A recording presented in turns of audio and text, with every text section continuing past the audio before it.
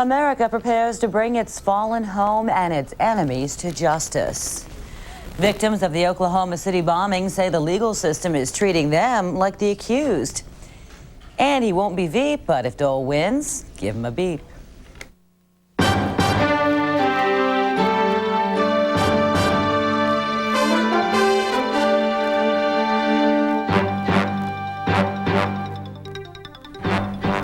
Thank you for joining us. I'm Valerie Hoff, and tonight for David Goodnow. The remains of the 19 Americans killed in the truck bombing in Saudi Arabia are expected to be flown home Thursday.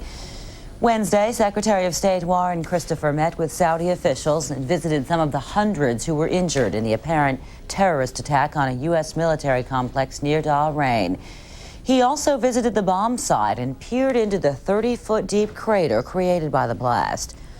President Clinton in France for the Group of Seven Economic Summit is expected to attend memorial service in Florida Sunday for the victims.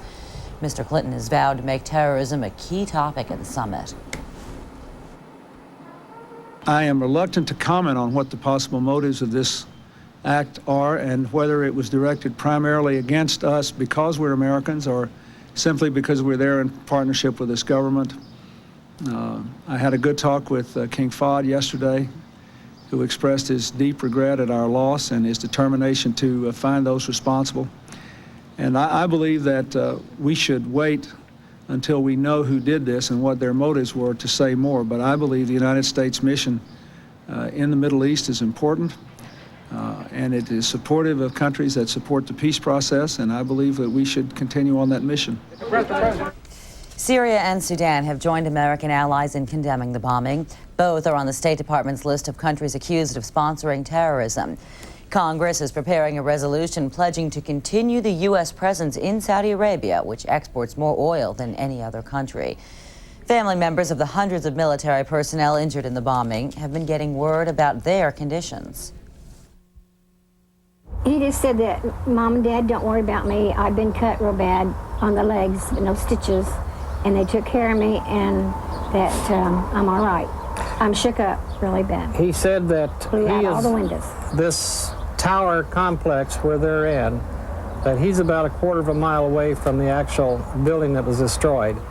But he said the blast was so terrifying and terrific that it blew out all the windows in all the complexes.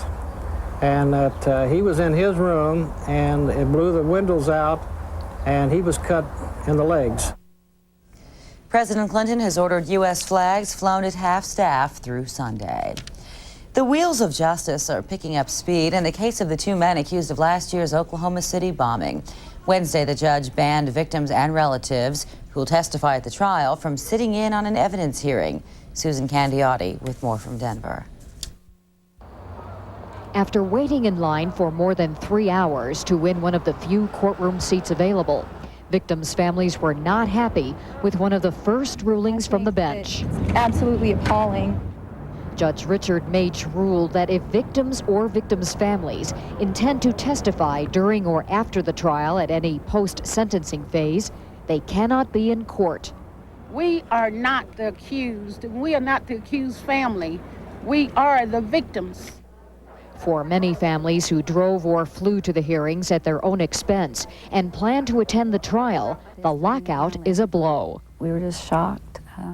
Diane Leonard, whose husband, a Secret Service agent, was killed in the bombing, doesn't like it, but she'll stay away for now.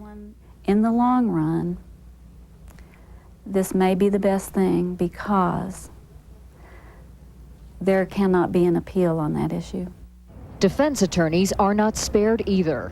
Defense witnesses are kept out, government witnesses are kept out, and some of those will be victims. That's no different than in any other trial or homicide case. With 168 dead, for Glenn Seidel and his son Clint, this is unlike any other case. Well, I think it's so important to see that the guys that killed my mom to be on, to get their, get what's coming for them. Prosecutors will now speed up their decision on who will testify so that those who've been eliminated from the witness list will be able to attend the trial. For some victims' families, this will be their last trip to Colorado. unless there is a guilty verdict, giving them the chance to testify about how to punish Timothy McVeigh and Terry Nichols. Susan Candiotti, CNN, Denver.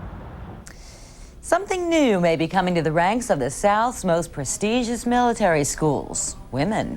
By a 7-to-1 vote, the Supreme Court has ruled the 157-year-old all-male Virginia Military Institute must accept female cadets or give up state funding. The court said an alternative curriculum VMI offered female students at a nearby campus doesn't pass muster. The ruling also is expected to affect the Citadel, South Carolina's all-male state-supported military school. Also Wednesday, the court said makers of medical devices can be sued in state court for alleged defects in their products, even if those products meet federal standards. The case involved a Florida woman whose pacemaker failed, requiring emergency heart surgery. The court held state lawsuits can address faulty design, manufacturing, and labeling of medical products. Earlier this year, a federal judge said the court's decision on the matter could significantly affect silicone gel breast implant lawsuits. In another important decision, the court ruled that federal campaign spending limits don't apply when a political party spends money independently of a congressional candidate's campaign. The court says limiting those expenditures would violate free speech rights. Dissenting Justice John Paul Stevens thinks all the money a party spends to get a candidate elected should be considered a contribution. Retired General Colin Powell's name is popping up in political circles again. This time, there is talk of him serving in a Bob Dole administration. Journalist Bob Woodward says he's learned Powell would accept Secretary of State if Dole is elected.